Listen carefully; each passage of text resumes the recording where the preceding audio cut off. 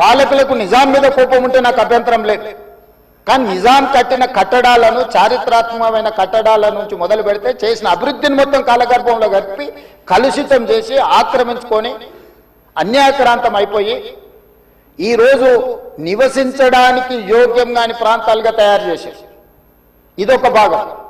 ఈ హైదరాబాదు నగరంలో ఉన్న మురికి కాలువలన్నిటినీ, కాలనీలు మొత్తం పట్టణం యొక్క మురికినంతా మూసీ నదికి కలిపేసేసి చచ్చిన శవాల నుంచి పశువుల కలేబరాల వరకు ఆ మూసీ నదిలో కలిపేయడంతో రంగారెడ్డి జిల్లా, హైదరాబాదు జిల్లా, చివరగా నల్గొండ జిల్లా ఈరోజు శిక్ష అనుభవిస్తున్నది నల్గొండ జిల్లా ప్రజల. అధ్యక్ష, లక్షలాది మంది నల్గొండ జిల్లా ప్రజలు మూసీ నది పరివాహక ప్రాంతంలో చివరగా ఉండడం వల్ల రంగారెడ్డి జిల్లా, హైదరాబాదు జిల్లాలో నుంచి వచ్చిన మొత్తం మురికి, కలుషితం, మనుషుల శవాల నుంచి పశువుల కలేబరాల వరకు ఫార్మా కంపెనీలు వెదజల్లుతున్న విష కాలుష్యం నుంచి మూసీలో కలపడం వల్ల కింద వాళ్ళు జీవించలేని పరిస్థితి ఉంది. నల్గొండ జిల్లాకు భగవంతుడే శిక్ష విధించింది అధ్యక్ష. వాళ్ళ దురదృష్టం, దేవుడే వాళ్ళ మీద కక్ష కట్టిండి అన్నట్టుగా ఫ్లోరైడ్ ప్రాంతంగా ఆ ప్రాంత ప్రజలు, పేదవాళ్ళు కాళ్ళు వంకర, చేతులు వంకర, నడుము వంకర, పుట్టే పిల్లలు అష్ట వంకర్లతో పుడుతుంటే కన్న తల్లిదండ్రుల యొక్క దుఃఖం ఎలాంటిదో అర్థం చేసుకోండి అధ్యక్ష. ఇదే కాకుండా పిడుగులాంటి ప్రమాదం వాళ్లకు మూసీ నుంచి వచ్చింది అధ్యక్ష.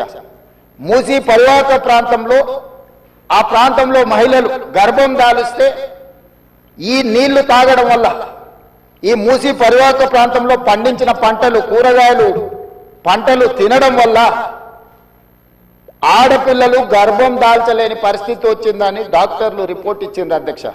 వరల్డ్ హెల్త్ ఆర్గనైజేషన్ మనుషులు నివాస యోగ్యము కాని ప్రాంతంగా నల్గొండ మారబోతుందని ఫ్లోరైడ్ విషయంలో చెప్పడం జరిగింది అధ్యక్ష. అదే కాకుండా ఈరోజు మూసీ కలుషితం వల్ల పరివాహక ప్రాంతంలో, నేను భువనగిరి, ఆలేరు ఆ ప్రాంతం నేను ప్రత్యక్షంగా పర్యటనకు పోయించిన అధ్యక్ష. నేనే స్వయంగా పాదయాత్ర చేసిన అధ్యక్ష.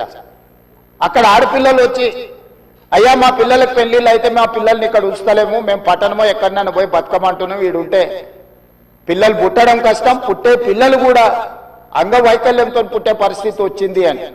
నేను అడిగిన ఆడబిడ్డల్ని, ఎందుకమ్మా, ఏం తల్లి, ఏం కష్టం వచ్చిందని.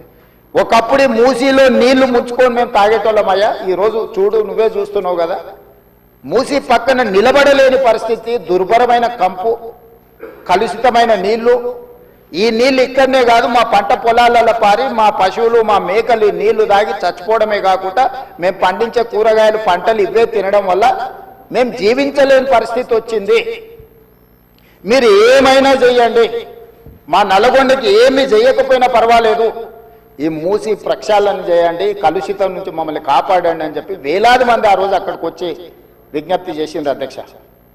ఇన్ని పరిస్థితులను చూసి, ప్రపంచం అభివృద్ధి చెందుతున్న విధానాలను చూసిన తర్వాత మా ప్రభుత్వం స్పష్టమైన నిర్ణయం తీసుకున్నది అధ్యక్ష. ఎట్టి పరిస్థితుల మూసీ నది ప్రక్షాళన చెయ్యవలసిందే. సంవత్సరానికి 365 రోజులు మూసీ నదిలో నీళ్లు ప్రవహించాల్సిందే అని ప్రణాళికలు సిద్ధం చేయాలని చెప్పి అధికారులను పిలిస్తే, అధికారులు మన స్థాయిలోనే కాదు ప్రపంచ స్థాయిలో అనుభవం ఉన్న కన్సల్టెంట్స్ ఉంటే మనకి ఈజీ అవుద్ది, వాళ్ళు ఇచ్చే నివేదికలు, అంచనాలు, సూచనలు మనకు ఉపయోగపడతాయని చెప్పి గ్లోబల్ టెండర్ పిలిచిన అధ్యక్ష కన్సల్టెంట్ కోసం.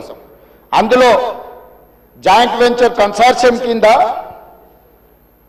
మన్హాట్ సింగపూర్ ప్రైవేట్ లిమిటెడ్, సింగపూర్కు సంబంధించిన సంస్థ, Cushman Wakefield private limited, Rios design studio, ఒకరు ప్రాజెక్టులు డిజైన్లలో, రెండవరు ఫైనాన్షియల్ కన్సల్టెంట్స్, ఒక ఆర్థికంగా ఏ రకంగా బ్యాంకుల నుంచి రుణాలు పొందాలి, ఏ రకంగా వ్యాపార కేంద్రాలను అభివృద్ధి చేయాలి, మూడవరు నీళ్లను ఏ విధంగా ఉపయోగించాలో ఈ ముగ్గురు కన్సార్షియం కింద ఏర్పడి ఈరోజు మూసీ రివర్ డెవలప్మెంట్ ఫ్రంట్ నుంచి మనం టెండర్లు పిలిచి ఈ కన్సల్టెంట్ని మనం అపాయింట్ చేసుకోవడం జరిగింది అధ్యక్ష. ఈ 3 వ్యాపార సంస్థలు కలిసి జాయింట్ వెంచర్ కింద ఈరోజు మనం మూసీ నది ప్రక్షాళన, మూసీ నది పునరుద్ధరణకు కన్సల్టెంట్గా ఉండి ఈరోజు నివేదికలు తయారు చేస్తున్నారు అధ్యక్ష. వాళ్ళు వాళ్ళు ఇచ్చిన ప్రాథమిక అంచనాలు, ప్రాథమిక నివేదికలు, ఫస్ట్ ఫేజ్ ఉస్మాన్ సాగర్ నుంచి బాపు ఘాట్, హిమాయత్ సాగర్ నుంచి బాపు ఘాట్, ఈ రెండు ఇక్కడికి వచ్చి కలిసి బాపు ఘాట్ దగ్గర గాంధీ సరోవర్ మనం నిర్మించదలుచుకున్నాం అధ్యక్ష. ఇది 9.5 కిలోమీటర్లు ఉంది గండిపేట నుంచి బాపు ఘాట్ వరకు. హిమాయత్ సాగర్ నుంచి బాపు ఘాట్ వరకు 11.5 కిలోమీటర్లు ఉంది అధ్యక్ష దాదాపుగా. ఈ రెండు కలిస్తే ఒక వి షేప్ లో అభివృద్ధి జరుగుతుంది. ఇది 21 కిలోమీటర్లు. గండిపేట పైన వికారాబాద్కి ఇంకా ప్రణాళికలు సిద్ధమవుతున్నాయి అధ్యక్ష. వీటికి నీళ్ల కోసము గోదావరి జలాలను 20 టీఎంసీలను తరలించాలి. 20 టీఎంసీలు తీసుకొచ్చి 15 టీఎంసీలు హైదరాబాద్ నగర దాహార్తిని తీర్చాలి. 5 టీఎంసీలు గండిపేటలో వదిలి శాశ్వతంగా ఈ నీటి సమస్యను పరిష్కరించాలి అని చెప్పి రోజు ప్రణాళికలు సిద్ధం చేయడమే కాకుండా 7,000 కోట్ల రూపాయలతోని గోదావరి నదీ జలాలను ఈ రోజు తరలించుకొచ్చి మూసీ నది, ఈసీ నదిలో వదిలి ఈ రోజు 3 నదుల యొక్క సంగమం చేసి ఈ రోజు అభివృద్ధి కార్యక్రమాన్ని ముందుకు తీసుకెళ్లాలని పనులు ప్రారంభించిన అధ్యక్ష. నాకు తెలిసి గోదావరి నదీ జలాలు రాబోయే 2 సంవత్సరాల లోపలనే మనము గండిపేటకు నీళ్లు తరలించుకొని వస్తాం అధ్యక్ష. ఈ రోజు ఇప్పుడు ప్రాజెక్ట్ ప్రిపేర్ అయింది.